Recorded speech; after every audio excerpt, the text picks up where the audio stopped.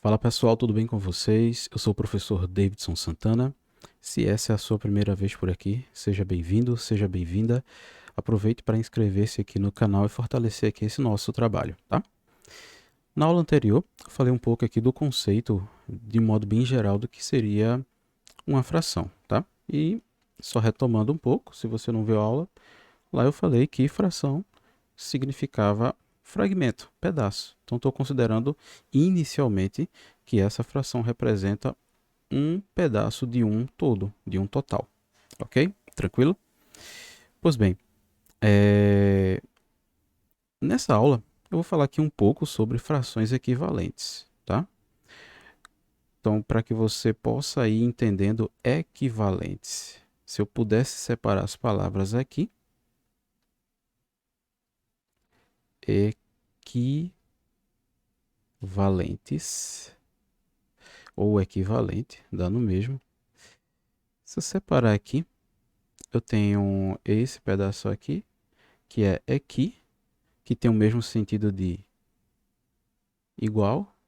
E aí, valente, eu posso pensar aqui em valor, né?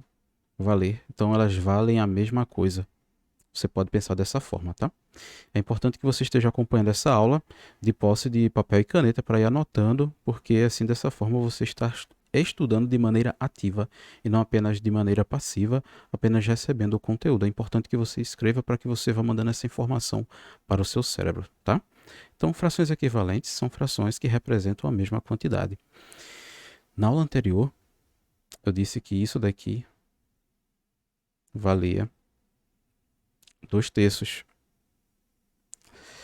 Agora, se eu quisesse repartir isso daqui, o todo, ao invés de 3 pedaços, eu quisesse repartir em 6 pedaços.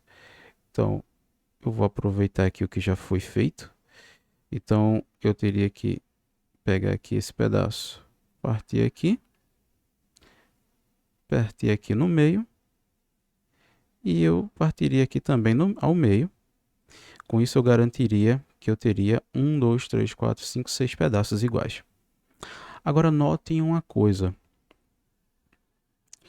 Se eu considerar essa região que está toda pintada aqui, eu tenho 1, 2, 3, 4, 5, 6 pedaços, só que eu só considerei apenas 1, 2, 3, 4 pedaços.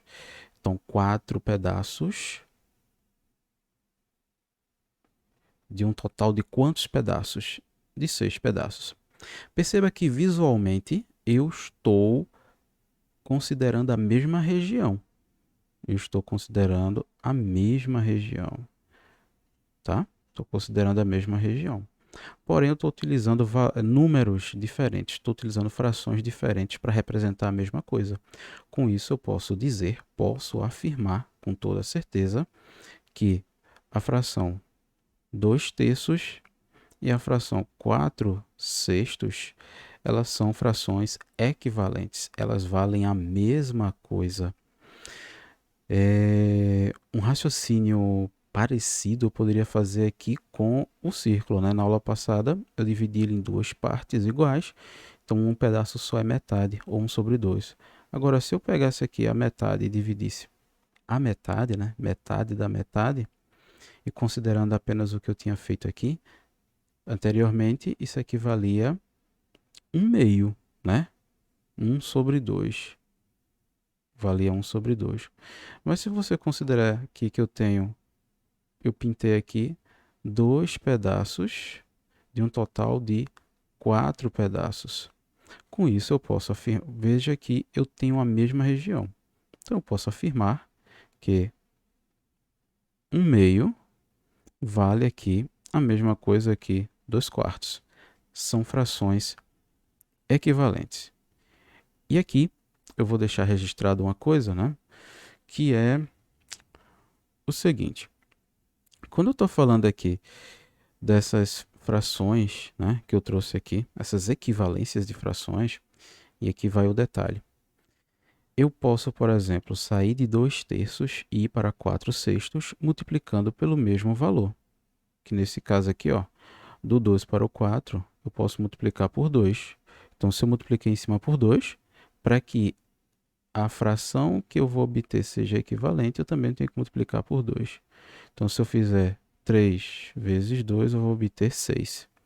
A volta, se eu quiser obter a volta, eu deveria fazer o 4 e dividir por 2, tá? E aí, eu encontraria aqui, no caso, o 2.